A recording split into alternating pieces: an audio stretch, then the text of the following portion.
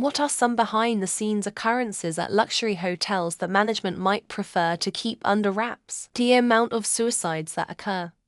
I had a friend that worked at a luxury hotel in a large city, and he said that it is quite common. People would check in, load up the room service and take advantage of the amenities and then just check out, pardon the pun. It got to the point that the staff would have a system in place that would red flag people based on the potential of this happening, and they would make a point of checking in on them very frequently. When a guy with a low limit credit card maxes everything out on room service and amenities ... that raises an alarm. Always clean your cups and glasses in your room before you drink out of them.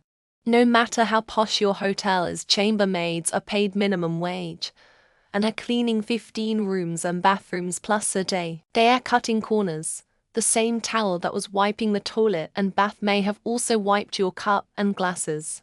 And remove that bedspread. Most hotels hardly ever have them cleaned. Hotel staff are great fun. They work hard AF, and they play hard AF. I spent years in the industry. So much fun, but so much hard work. I was once waiting for an elevator in a hotel pretty early in the morning. The doors opened reflexively. I started to get on, but it was filled with ENTs, a stretcher, and the hotel's general manager. He politely suggested I wait for the next one. The patient had an oxygen mask on, with sun tubes leading ... somewhere. Later I noticed that the ambulance pulled off without the siren, waited for a stoplight. I suspect he was dead all along, and they just made it look like he was unconscious getting treatment.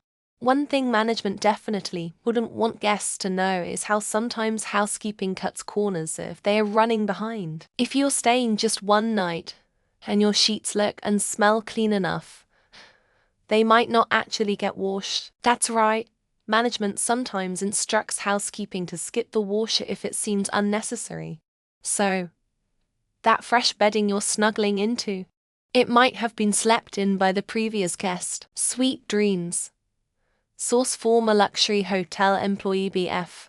Did valet at an upscale hotel in SF. The number of times I parked luxury vehicles with drugs haphazardly precariously stowed in obvious places always blew me away. Not surprisingly, those guests were great tippers as they learned who to trust. Escorts too always laughed at dudes who'd come to the restaurant for lunch with a new lady practically every day, like he was showing off his catalogue of women as if no one knew he paid for them all. My cousin worked in Vegas at a few of the major resorts from 2008-2015. He said at most of them the staff was the best people to ask where to get drugs from, as they were the ones around the most. He said to not ask directly, but if you have a bellboy bring up something, ask them or ask room service, and they usually can either sell directly or know who's holding in the hotel. Have a pretty interesting one. We know criminal enterprises have funded casinos in the past. I worked at Revel Casino, now Ocean, in Atlantic City before and after its opening. One thing they kept mentioning in our onboarding was that the triads were funding the casino.